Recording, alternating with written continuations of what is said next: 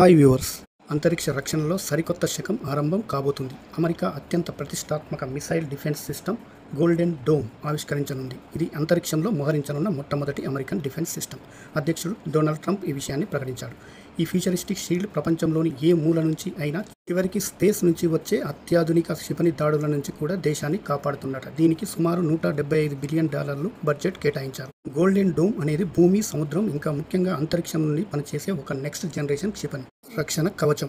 ఇప్పటిదాకా ఉన్న సిస్టమ్స్ అన్ని భూమి మీద నుండే పనిచేస్తాయి, కానీ ఇది అలా కాదు. ఇందులో అంతరిక్షంలో ఉండే సెన్సార్లు, ఇంటర్సెప్టార్లు ఉంటాయి. ఈ సిస్టంలోని సెన్సార్లు, ఇంటర్సెప్టార్లు క్షిపణులను ఇవి ప్రయోగించక ముందే పసిగట్టగలవు.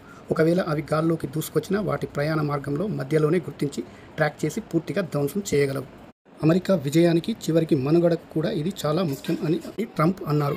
బాలిస్టిక్ క్షిపణులు, క్రూయిజ్ క్షిపణులు, హైపర్సోనిక్ వెపన్స్, డ్రోన్లు, అంతరిక్ష దాడులతో సహా అన్ని రకాల ముప్పుల నుండి ఇది పూర్తి రక్షణ కల్పిస్తుందని ట్రంప్ చెబుతున్నారు.